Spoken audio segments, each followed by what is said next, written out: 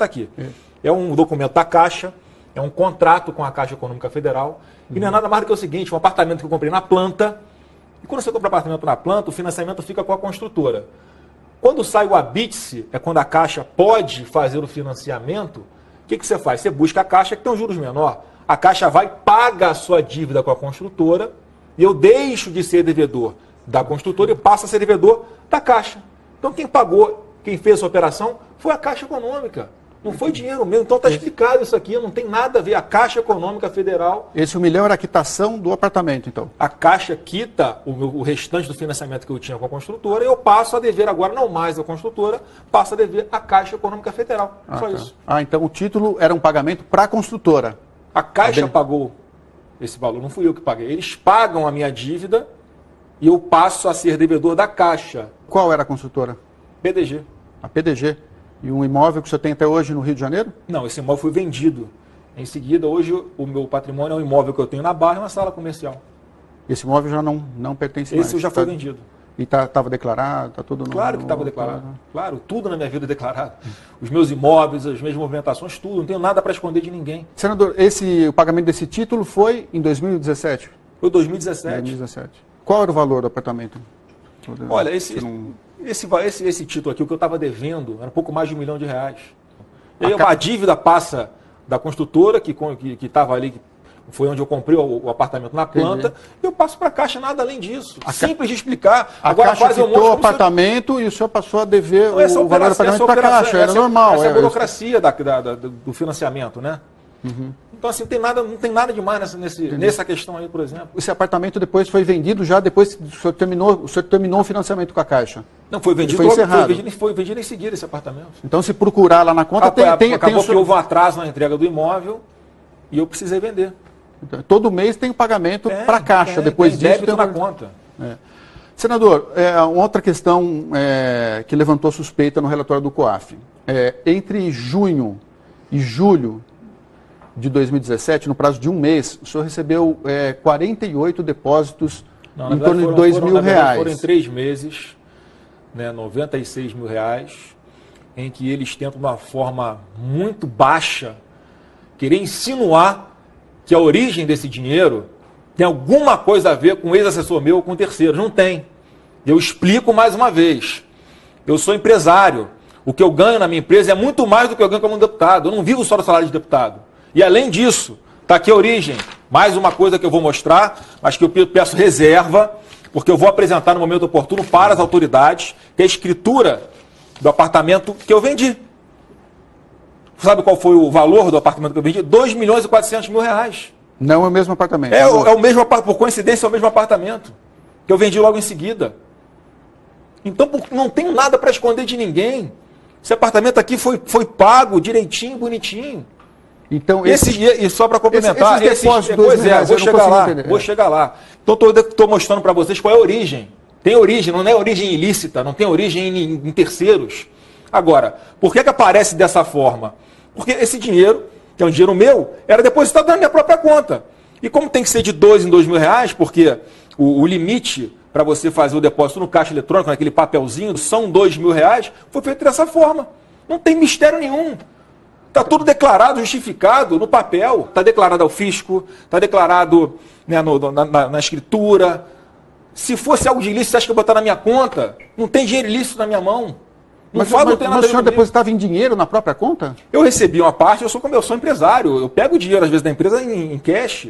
Uma parte foi desse apartamento foi pago também em cash. Está aqui escrito na escritura. Senador, para não ficar nenhuma dúvida, esse imóvel, então, esse referido imóvel, qual o endereço dele no Rio de Janeiro?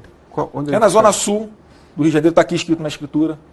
Tá? E mais uma vez, eu quero apresentar isso aqui. Falar rua, eu não quero falar detalhes. Tá. Aqui não é o foro competente para tratar disso. Eu quero tranquilizar todo mundo, que está aqui, as provas estão aqui. Eu só queria ter a oportunidade de mostrar isso aqui para a autoridade competente, não tive. E o que levantou suspeita, esses depósitos eram feitos no caixa, né, no banco, na agência bancária, dentro da Assembleia Legislativa do Rio de Janeiro. É no seu trabalho. É o meu gabinete, é a agência bancária que todo mundo da Assembleia vai ali para fazer as suas operações de depósito de conta, pagar, não sei o quê, saque no caixa. É embaixo do plenário essa agência, não tem mistério. o ex-assessor do senhor, Fabrício Queiroz, trabalhou com o senhor na Assembleia Legislativa do Rio de Janeiro, ele movimentou na conta dele, num período de 3 anos, 7 milhões de reais. Ele mora numa casa simples, ele recebia um salário, né, segundo se divulga aí, de 23 mil reais. O senhor acha que é compatível essa movimentação com a vida que ele levava e com o salário que ele recebia? Olha, o que meu ex-assessor faz ou deixa de fazer é a responsabilidade dele. Eu não tenho como saber o que aconteceu, porque a imprensa às vezes coloca de um jeito, né? Você pega, antes era um ano, o vazamento que foi do estilo dele foi de 1 ano. Aí ele movimentou 1 milhão e 200 mil reais. Aí você vai ver, não foi 1 milhão e 200 mil reais. Foram 600 mil reais que entraram e 600 mil reais que saíram. E quando ele me diz, ô Lúcio, lá no começo, que eu fui questioná-lo, que dinheiro é esse? E eu até falei, ele me deu uma explicação plausível. O que ele me falou? Ele falou que grande parte desse dinheiro era dinheiro dele, né, que ele como policial recebia, na Assembleia recebia, e a família depositava na conta dele. Só isso aí já dá 80% da movimentação desses 600 mil reais. E os outros, você falou assim, chefe, isso aqui eu explico facilmente, não tem nada de ilegal, pode ficar tranquilo. Eu fui para a imprensa e falei, olha, ele me deu uma explicação plausível, mas quem tem que ser convencido não sou eu, é o Ministério Público. Senador, causou estranheza que o senhor entrou com um pedido de suspensão do processo no Supremo Tribunal Federal, né, alegando o fórum privilegiado, que o senhor tinha tido o sigilo quebrado. Não foi isso. Por que o senhor fez esse pedido? Bom, te agradeço pela pergunta, Lúcio, porque é importantíssimo esclarecer de uma vez por todas para todo o Brasil. Não pedi foro privilegiado no STF. O que eu fiz foi uma reclamação, que é o remédio jurídico correto, para perguntar ao Supremo Tribunal Federal, obedecendo a uma decisão do próprio STF, que lá atrás decidiu sobre o foro, e tem uma vírgula que fala assim, ó, caso a caso, o Supremo Tribunal Federal dirá qual é o foro competente. Se é o Rio de Janeiro, o MP do Rio, ou se é Brasília, o MP federal. Então a decisão ali que o Supremo vai tomar é para onde é que eu tenho que prestar o esclarecimento, aonde é que eu vou levar isso aqui. O senhor não quis travar a investigação.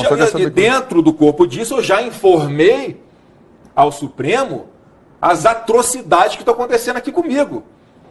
Meu sigilo bancário quebrado, sem autorização judicial. Provei ali que, além de quebrarem o meu sigilo sem autorização, Lúcio, eles deram publicidade para isso. Por que essa pressa? Tudo no seu tempo, eu vou prestar esclarecimento à autoridade competente. Por que essa perseguição comigo? Senador, o que levantou muita suspeita é o seguinte, existe uma prática nas assembleias de todo o país, câmaras municipais, até no Congresso, de reter uma parte do salário de funcionário. O deputado, o vereador, contrata e depois recebe um percentual do salário do funcionário. O senhor alguma vez reteve o salário de alguém que trabalhou com o senhor na Assembleia? No meu gabinete. No meu gabinete, não.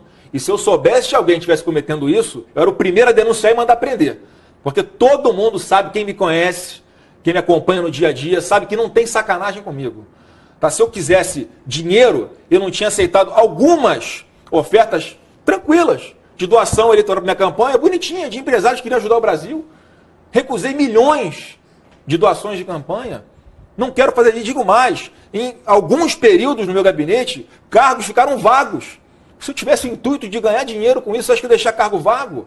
Quantos funcionários o senhor tinha na LERJ? No gabinete são 20, mais ou menos. 20. Aí varia, os cargos podem ser fracionados, tá, mas nunca foi, meu gabinete é enxuto, funciona, todo mundo trabalha. Todos recebiam salário integral? Todo mundo trabalha, galera. O que a pessoa faz com o dinheiro dela não tem como controlar. Senador, voltando no assunto do STF, o pedido que o senhor fez ao STF, relativo à investigação feita pelo Ministério Público do Rio de Janeiro.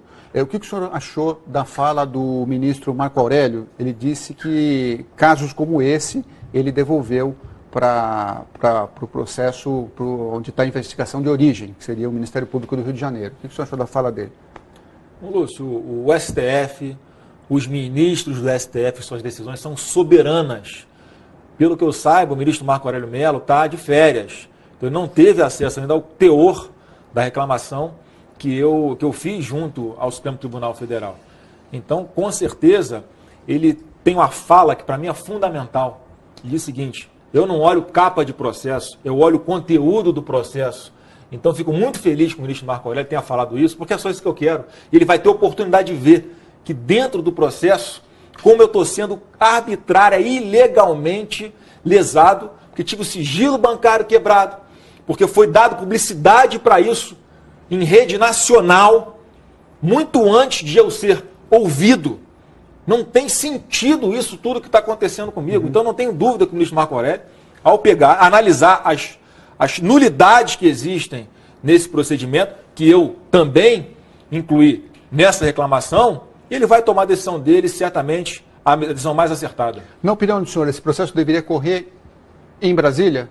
Então, quem tem que falar é o Supremo. Não cabe a mim falar. É a decisão do próprio Supremo Tribunal Federal. Não temos nas instâncias. Onde eu estiver aqui, eu vou, sem problema nenhum. Tá. Senador, para a gente concluir a entrevista, esse caso já está na mídia há mais de um mês, né? E a demora do ex-assessor do senhor, Fabrício Queiroz, em prestar esclarecimentos ao Ministério Público do Rio de Janeiro, acaba levantando a suspeita de que existe algo errado por trás de tudo isso. Por que ele está demorando tanto? O senhor não gostaria que ele fosse mais célere em resolver, esclarecer essa questão? Eu certamente gostaria que ele já tivesse feito isso. Agora, vamos contextualizar, Lúcio. Essa investigação já está correndo desde o início do ano passado. E muito antes do meu ex-assessor ser intimado para comparecer ao Ministério Público, já foi vazado todo o seu sigilo bancário também, que foi quebrado sem autorização judicial. Não tenho procuração para fazer defesa dele. Agora, em menos de 15 dias após isso tudo vir à tona, ele foi intimado 4 vezes. No momento em que a mídia está colocando também, eu fico sabendo por vocês, ele foi vítima de um câncer, retirou um câncer no intestino. É lógico que eu tenho interesse que ele fale o quanto antes, mas é uma coisa que foge ao meu controle. O senhor esteve com ele ontem, hoje? Não, aqui claro em São Paulo, que não posso nem chegar, porque eu não ligo para ele, não falo com ele, para não ter qualquer dúvida, qualquer suspeita de que eu esteja combinando alguma coisa com ele. No contato zero. Ok. Agradeço a entrevista. Tá bom, agradeço. Muito obrigado.